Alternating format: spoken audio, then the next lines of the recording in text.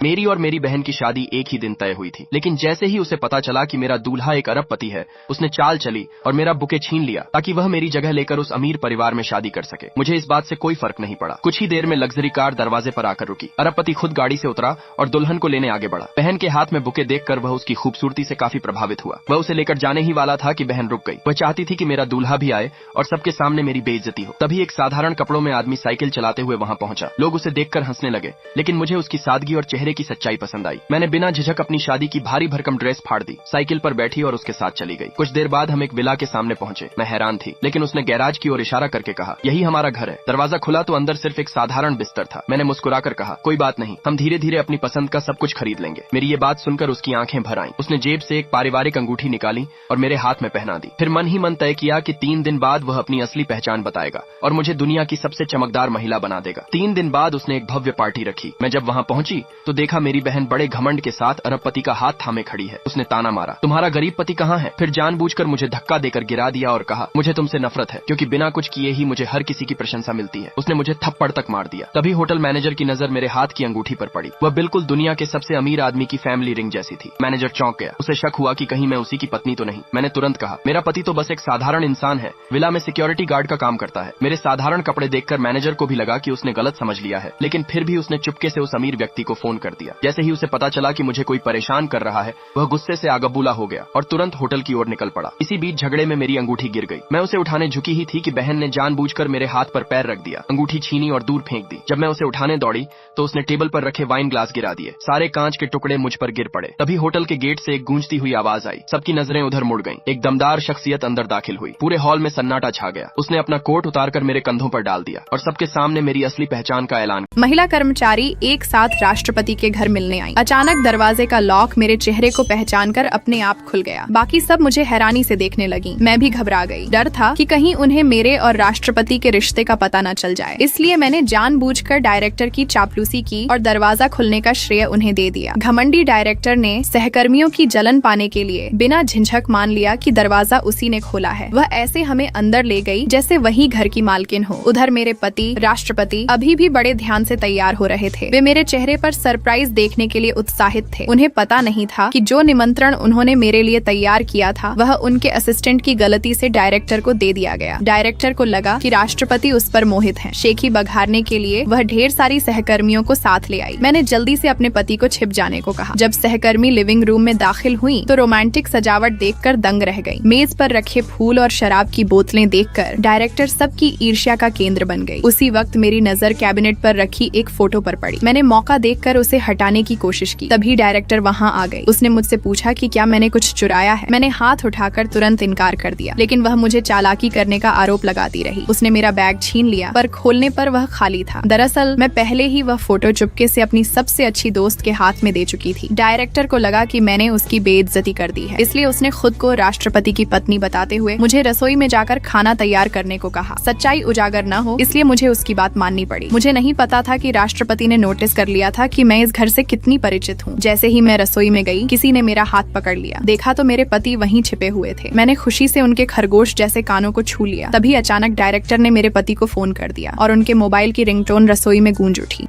हर सुबह जब मैं जागता था, पापा मेरे लिए ढेर सारी मिठाइयाँ तैयार करते थे। अपनी पसंदीदा ब्रेड इतनी ज्यादा देखकर मैं बहुत मजे से खाता था, लेकिन मुझे एक बात बहुत उलझन में डालती थी। मैं समझ नहीं पाता था कि पापा हर दिन व्हील चेयर पर क्यों बैठे रहते हैं। इसी जिज्ञासा में मैंने अपनी एक्सरे दृष्टि सक्रिय की। अचानक मैंने देखा कि पापा के पैरों से गहरी काली धुंध निकल रही थी और वह काली धुंध इस बात का संकेत थी कि उन पर कोई श्राप लगा हुआ है। लेकिन पापा विज्ञान में विश्वास करते थे, इसलिए उन्होंने मेरी बातों को बचकानी शरारत समझा और उस पर विश्वास नहीं किया। फिर भी उस काली धुंध की सच्चाई जानने के लिए मैंने पापा से जिद की कि वे मुझे अपनी कंपनी ले चलें। जब हम कंपनी पहुंचे तो मैंने देखा कि पूरी इमारत पहले से भी ज्यादा घनी काली धुंध से ढकी हुई थी। उसी पल मुझे समझ आ गया कि किसी बुरे व्यक्ति ने मेरे पापा को निशाना बनाया है। कुछ देर बाद पापा को एक मीटिंग में जाना पड़ा और वे मुझे अपने ऑफिस में अकेला छोड़ गए। यही मेरे लिए जांच पड़ताल करने का सही मौका था। मैंने जल्दी ही एक ऐसा दरवाजा ढूंढ लिया जहां से काली धुंध निकल रही थी। जब मैंने दरवाजा खोला तो मुझे दरवाजे की दरार में फंसा हुआ एक शापित ताबीज मिला। फिर मैं उस दरवाजे के आगे बने रास्ते पर चलता गया। अचानक मुझे एक ऐसा ऑफिस दिखाई दिया जहाँ जरा भी काली धुंध नहीं थी। उसके बजाय वहाँ से सुनहरी रोशनी निकल रही थी जो अंधेरी धुंध को रोक रही थी। जैसे ही मैं दरवाजा खोलने वाला था तभी पापा अचानक आ गए। उन्हें लगा कि मैं इधर उधर घूमकर शरारत कर रहा हूँ, लेकिन मैंने उन्हें समझाया कि मैं काली धुंध का स्रोत ढूंढ चुका हूँ और यह भी कहा कि मैं उनके पैरों को ठीक कर सकता हूँ। पापा को यकीन नहीं था कि इतना छोटा बच्चा इलाज के बारे में कुछ जान सकता है। फिर भी वे आधे विश्वास और आधे संदेह के साथ मेरे पीछे उस सुनहरी रोशनी वाले ऑफिस तक आ गए। फिर मैंने जादू का इस्तेमाल करके ऊर्जा की एक धारा पापा के पैरों में प्रवाहित की। अगले ही पल जो पापा पिछले 3 साल से लकवाग्रस्त थे, वे हैरानी के साथ खड़े हो गए। ये देखकर मुझे बेहद खुशी हुई, लेकिन उन्हें फिर से काली धुंध का असर न पड़े, इसके लिए मैंने पहले पापा से कहा कि वे उस ऑफिस से बाहर चले जाएं। फिर मैंने तुरंत एक मंत्र पढ़कर उनकी कंपनी से पूरी काली धुंध को साफ करने की कोशिश की, लेकिन जैसे ही धुंध खत्म होने वाली थी तभी एक अजीब सा पादरी आ गया और उसने मुझे रोक दिया। मुझे तुरंत समझ आ गया कि वही इस काली धुंध का रचयिता है। मुझे पता था कि वह पादरी बहुत शक्तिशाली है, लेकिन अपने पापा की रक्षा के लिए मैंने पूरी ताकत से उससे मुकाबला किया और आखिरकार उसे वहां से शाओहुओ एक सुंदर महिला सीईओ की स्पोर्ट्स कार में चुपके से घुस गया। उसने सोचा था बस लिफ्ट मिल जाएगी, लेकिन उसने तुरंत महसूस किया कि महिला घबराई हुई है और पीछे से कुछ गाड़ियां लगातार उनका पीछा कर रही हैं। कुछ ही क्षणों में 4 कारों ने उन्हें चारों तरफ से घेर लिया और कई ताकतवर आदमी बाहर निकलकर बोले कि वे उसे जबरन साथ ले जाएंगे। हालात देख शाओहुओ को सामने आना पड़ा और उसने तेजी से सबको काबू में करना शुरू कर दिया। पलक झपकते कई लोग जमीन पर गिर चुके थे। तभी एक व्यक्ति मौका पाकर कार की ओर बढ़ा, पर शाओहुओ एक छलांग में उसके पीछे पहुंचा और उसे दूर धकेल दिया। फिर वापस आकर बाकी सबको भी निष्क्रिय कर दिया। सरगना ली एरहू जियान भी उसका सामना न कर सका और अपने लोगों के साथ भाग गया। बाद में शाओहुओ ने महिला को सुरक्षित घर पहुंचा दिया और उसकी हालत देखकर अपनी विशेष शक्ति से उसके शरीर का विष निकालने की कोशिश की, जिससे स्थिति अप्रत्याशित रूप से बदल गई। अगले दिन महिला जागी तो शाओहुओ को सामने देखकर चौंक गई और सहज प्रतिक्रिया में उसे थप्पड़ मार दिया, जिससे वह पीछे जाकर दीवार से टकराया। पर उसी क्षण उसे एहसास हुआ कि उसके भीतर असाधारण शक्ति जाग चुकी है। उधर शाओहुओ परेशान था क्योंकि पिछली रात उसकी 30 साल की साधना शक्ति महिला में स्थानांतरित हो गई थी। सच्चाई जानकर महिला ने 5 मिलियन का चेक देकर बात को यहीं समाप्त करने की कोशिश की, पर जब शाओहुओ ने चेक पर नाम देखा कि वह सुयुन याओ है तो वह स्तब्ध रह गया, क्योंकि उसके गुरु ने पहाड़ से उतरते समय उसे आदेश दिया था कि वह सुयुन याओ की रक्षा करे और उसे परिवार की विरासत दिलाने में मदद करे, जिसके बदले उसे एक आध्यात्मिक शिरा क्रिस्टल मिलेगा। वह उत्साह में अपना उद्देश्य बताने लगा, पर महिला ने समझा कि वह पास रहने का बहाना बना रहा है। तभी अचानक वह अनियंत्रित शक्ति के कारण हवा में उठ गई और फिर कमरे में वापस उतरी। तब शाओहुओ ने समझाया कि यह उसकी शक्ति के अवशोषण का परिणाम है और उसे नियंत्रित करने के लिए उसे उसके मार्गदर्शन की आवश्यकता होगी। महिला को याद आया कि पिता की मृत्यु के बाद संपत्ति उसके नाम है और बड़ा भाई व कुछ शेयर धारक उस पर नजर रखे हुए हैं, इसलिए उसने शाओहुओ को सहायक और अंगरक्षक बनाकर कंपनी ले आई। तभी बोर्ड सदस्य जांग हाइशेंग लोगों के साथ घुस आया और वसीयत छोड़ने का दबाव डालने लगा, पर शाओहुओ ने शांत रहते हुए सबको मिनटों में काबू कर लिया। जांग हाइशेंग ने एक विशेष गोली निगली, जिससे उसकी ताकत अस्थायी रूप से बढ़ गई, क्योंकि वह और ली एरहू जियान पहले मार्शल आर्ट्स मास्टर सीजन के पास गए थे, जिसने यह तरीका सुझाया था। गोली के असर से वह उग्र हो गया, पर शाओहुओ के एक सटीक वार ने उसे फिर सामान्य कर दिया और वह धमकी देकर भाग निकला। अगले दिन भोज के दौरान जांग हाइशेंग और सेजन ने घात लगाई। सेजन ने काली ऊर्जा से हमला किया, जिससे शीशा चटक गया, पर शाओहुओ ने महिला को पीछे कर टुकड़े रोक लिए और समझ गया कि सामने एक शक्तिशाली साधक है। उसने तुरंत पलटवार किया। तब सेजन ने तियानन्यू सानहुआ चाल से प्रचंड ऊर्जा छोड़ी और शाओहुओ दबाव में आने लगा। उसने महसूस किया कि जीतने के लिए उसे अपनी विभाजित शक्ति संतुलित करनी होगी, इसलिए उसने महिला से सहयोग मांगा और जैसे ही ऊर्जा संतुलित हुई वह फिर पूरी ताकत में लौट आया। अंततः उसने दृढ़ता से खड़े होकर कहा कि अब वह पूरी तरह तैयार है और दुश्मनों से निपटने की बारी उसकी है।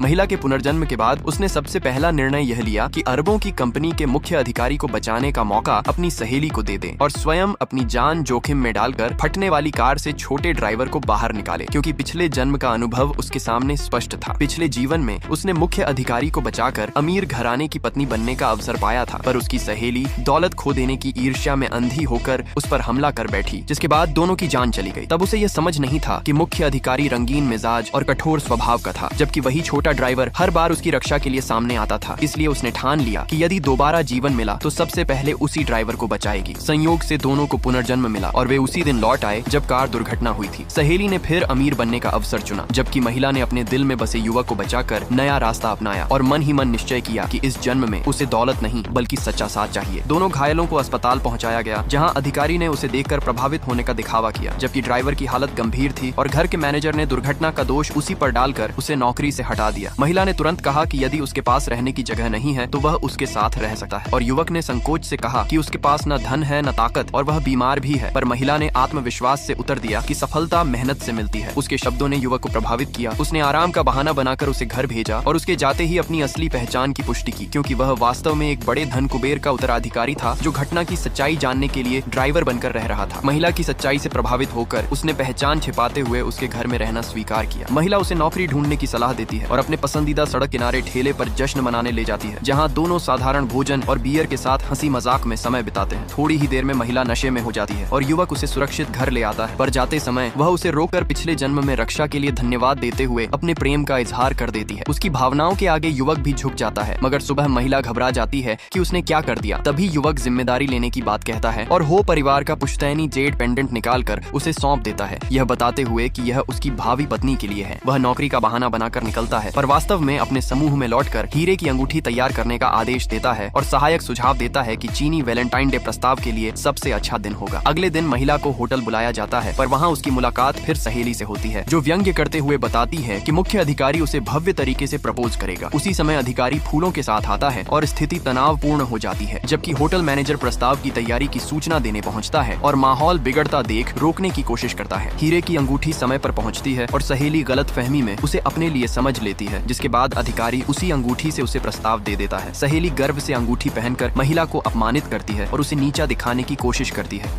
जैसे ही वह घर लौटा, उसने देखा कि जो पत्नी कभी रसोई में नहीं जाती थी, उसने सहायक के लिए पूरी मेज भरकर तीखे व्यंजन बना दिए हैं और एक भी ऐसा नहीं था जिसे वह खा सके, जबकि पत्नी जानती थी कि उसे मिर्च से एलर्जी है। सहायक सफाई देता रहा कि वह बस मदद करने आया था और खाना खास उसके लिए बना है। तब आदमी को उनके रिश्ते का अंदाजा हो गया और उसने तलाक का समझौता निकाल लिया। तभी उसकी नजर सूटकेस पर पड़ी और उसने कागज वापस रख दिए। पूछ बैठा, क्या कुछ समझाना नहीं है? सहायक सूटकेस खींच लाया और बोला, सामान पैक है, जो शर्त हो कह दें। फिर शेन मुयान का हाथ उस पर रखकर बोला, वह निश्चिंत होकर अफ्रीका जाए और वह हे फई का ध्यान रखेगा। शेन मुयान ने सूटकेस फेंका तो भीतर के सर्दियों के कपड़े कटे हुए निकले, पर हे फई ने उल्टा उसी पर गुस्सा किया और जेब से टिकट निकालकर आदेश दिया कि काम सहायक को सौंप दे। यह सुन शेन मुयान ने टिकट फाड़ दिए और तलाक के कागज उछाल दिए और हे फई ने तुरंत हस्ताक्षर कर दिए, यह सोचकर कि वह लौट आएगी। लेकिन अगले ही पल खबर आई कि कर्मचारी सामूहिक इस्तीफा दे रहे हैं और साझेदार निवेश वापस ले रहे हैं। तब उसे एहसास हुआ कि कंपनी की नींव शेन मुयान की मेहनत पर थी। असल में सहायक की गलती से नुकसान हुआ था और बोर्ड ने उसे अफ्रीका भेजने का आदेश दिया था, पर हे फई ने उसे बचाने के लिए शेन मुयान को भेजने का फैसला किया। जब उसने पूछा असली कौन है, तो हे फई ने चेताया कि नहीं जाना चाहती तो कंपनी छोड़ दे, और उसने उपाध्यक्ष का बैज उतारकर मेज पर रख दिया और चली गई। हे फई ने तुरंत टिकट बुक कर दिया। उधर शेन मुयान सामान समेट रही थी कि सहायक आया और बोला, अफ्रीका से लौटकर सब वापस करना होगा। उसने उसके सीने पर उपाध्यक्ष का बैज देखा और समझ गई कि उसे ही चुना गया है। सहायक ने व्यंग्य से बैज उतारा, पर जब उसने पकड़ लिया तो घबराकर कसकर थामे रहा। कर्मचारियों के शोर में उसने हे फई को आते देखा और अचानक गिर पड़ा। रोते हुए आरोप लगाया कि शेन मुयान बैज छीन रही थी और लोगों को भड़का रही थी। हे फई ने बिना जांच उसे माफी मांगने को कहा। तब शेन मुयान ने बैज मेज पर फेंक दिया और कहा, सजा जिसे भुगतनी हो भुगते। उसके जाते ही हे फई ने घोषणा की कि सारे प्रोजेक्ट अब सहायक संभालेगा। कर्मचारी अनमने रहे और सहायक ने माहौल सुधारने को रात के भोजन का सुझाव दिया, जिसे हे फई ने मान लिया। उधर साझेदारों ने अफवाह सुनी कि शेन मुयान अफ्रीका जा रही है और तुरंत उससे मिलने आए, क्योंकि उनका निवेश उसकी क्षमता पर था। हे फई ने उसे रोककर आरोप लगाया कि इस्तीफे और निवेश वापसी के पीछे वही है, पर उसने शांत स्वर में कहा, पहले अपनी क्षमता देखो, सुविधाएं लोगों को रोक नहीं पा रही और हर बात को जलन मत कहो। हे फई ने दावा किया कि साझेदार उसकी क्षमता और संसाधनों के लिए आए थे। तब शेन मुयान ने याद दिलाया कि अंतर्राष्ट्रीय टेंडर कौन लाता था और मुख्य ग्राहक किसकी मेहनत से जुड़े थे। उसने कहा, तुम्हारे पास सिर्फ पद है, अगर मैं हस्ताक्षर न करूं तो प्रोजेक्ट कागज रह जाएंगे, और अगर मैं संचालन न संभालूं तो सिर्फ मुस्कुराहट से साम्राज्य नहीं बनता। तभी साझेदार सामने आ गए और बोले कि सहयोग उसकी क्षमता और चरित्र देकर किया था, और यदि वह जा रही है तो निवेश भी जाएगा। शेन मुयान ने स्पष्ट किया कि वह अफ्रीका नहीं जाएगी और आज उसने स्वेच्छा से इस्तीफा दिया है। यह सुनकर कई ने उसे अपनी कंपनी में ऊंचे वेतन और शेयर का प्रस्ताव दिया।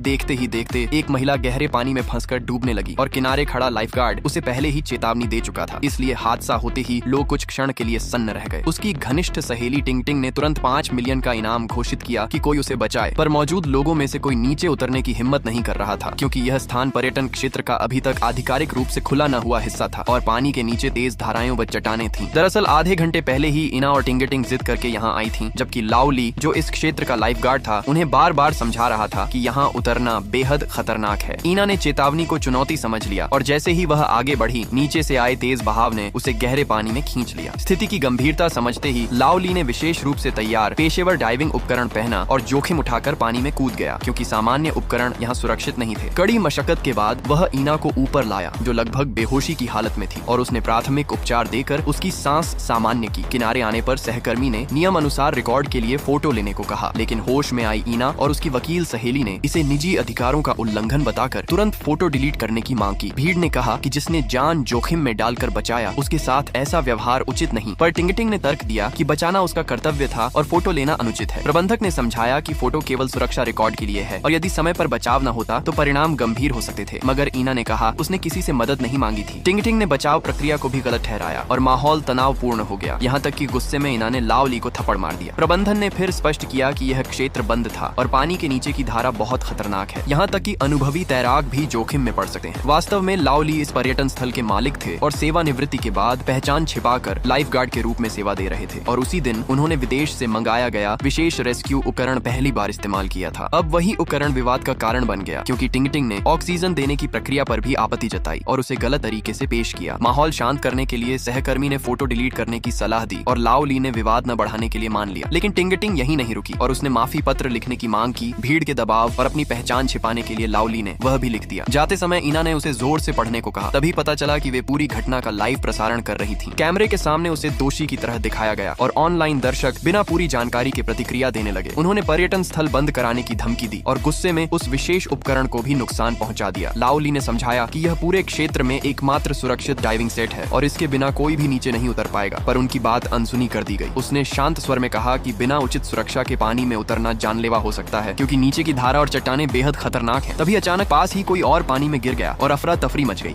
कंपनी का अध्यक्ष स्तब्ध रह गया जब उसने देखा कि जिससे वह छुटकारा पाना चाहता था वही उसकी पत्नी बार में सफाई का काम कर रही है और अपने टूटे हुए अहंकार को बचाने के लिए उसने उसे कुछ लोगों के साथ छोड़ दिया तथा ऐलान किया कि अगर वह उनकी शर्त मान ले तो वह तलाक के लिए राजी हो जाएगा। अगले ही दिन जब खबरों में उसने सुना कि बार में एक महिला की हत्या हो गई है तो उसका दिल दहल उठा और जैसे ही वह मौके पर पहुंचा उसे महसूस हुआ कि शायद बहुत देर हो चुकी है। कभी वे दोनों गहरे प्रेम में डूबे थे, लेकिन शादी से पहले जब पत्नी ने 18,000 की रकम बदलकर 5,80,000 करने की गुजारिश की तो उसने उसे लालची समझ लिया और 3 साल तक मानसिक अत्याचार करता रहा। तीसरी सालगिरह पर पत्नी पेट की बीमारी से जूझ रही थी और उसके पास 28 रुपए दवा के लिए भी नहीं थे, जबकि पति नई प्रेमिका पर लाखों खर्च कर आतिशबाजी कर रहा था और अपमान से टूटी पत्नी ने तलाक मांगा तो उसे नखरा कहकर ठुकरा दिया गया। उसने व्यंग्य से पूछा कि इस बार कितना चाहिए, 50,000, 1 लाख या 1,50,000, और साथ खड़ी अमीर औरत ने ताना मारा कि वह सड़क के भिखारी को 5 लाख दे सकता है पर पत्नी को 1 पैसा नहीं, क्योंकि पैसा ही असली सोना है। ये शब्द पत्नी के दिल में जहरीली तलवार की तरह उतरे, जबकि 3 साल में उसने उसका 1 रुपया भी खर्च नहीं किया था और सच्चाई यह थी कि शादी से पहले उसे माँ की जान बचाने के लिए 5,80,000 की सर्जरी चाहिए थी। जब वह पैसे लेकर अस्पताल पहुंची तो पता चला कि यह सब पति की माँ की साजिश थी ताकि उनके रिश्ते में दरार डाली जा सके, और सच बताने पर भी उसे केवल अपमान मिला। पति ने तिरस्कार से पूछा कि खाने के कितने पैसे लोगी और आज रात की शर्त के लिए कितने लोगी। तब पत्नी ने सोचा कि अपमान सहकर सब सह लेगी, लेकिन वह हर बार उसे और नीचे गिराता रहा। एक रात थकी हुई लौटी तो दरबान ने 1 मिनट देर होने पर अंदर नहीं जाने दिया और वह बिना पैसे दरवाजे पर कांपती रही। फिर सुबह कांपते हाथों से तलाक के कागज दिए तो पति ने कहा पहले 5,80,000 लौटाओ। उसे यकीन था कि खाली हाथ पत्नी कुछ नहीं कर पाएगी, इसलिए मजबूर होकर उसने सफाई का काम पकड़ा, पर पति ने चैन नहीं लिया और प्रेमिका से उसका अपमान करवाया। 1 गिलास शराब के बदले 1 लाख देने की बात हुई तो उसने सोचा अर्धें गिलास पीकर कर्ज चुका देगी और हमेशा के लिए अलग हो जाएगी, लेकिन पति ने फिर शर्त रखी कि आज रात उनकी बात माननी होगी तभी तलाक मिलेगा, और वह टूटे मन से मान गई। उसे क्या पता था कि यह आखिरी मुलाकात होगी, क्योंकि रात के बाद वह घर नहीं लौटी और सुबह तक कोई खबर नहीं मिली। समाचार में युनलाई होटल में रात 10-15 बजे एक महिला पर हमले की खबर आई तो पति का चेहरा पीला पड़ गया। फिर भी वह खुद को समझाता रहा कि यह संयोग होगा, पर फोन बंद था और सच्चाई से भागना मुश्किल। सहायक ने बताया कि उसके कहने पर होटल के बाहर इंतजार किया था और उसने खुद पत्नी को ब्लॉक कराया था। तब अपराध बोध ने उसे जकड़ लिया। वह बुदबुदाने लगा कि वह मर नहीं सकी, शायद किसी कोने में होगी, लेकिन भीतर से जानता था कि उसने ही उसे उस अंधेरे में धकेला है। उसे याद आया कि किसी ने कहा था शी उनकी शर्त मानेगी तो तलाक मिलेगा, और वह सोचता रह गया कि क्या मैंने उसे मार डाला, क्या मेरे हाथों से, क्या सच में मैंने ही मजबूर किया। अंततः उसे समझ आया कि असली दोषी वही है जिसने नफरत में इंसानियत खो दी और प्रेम को अहंकार की आग में जला डाला।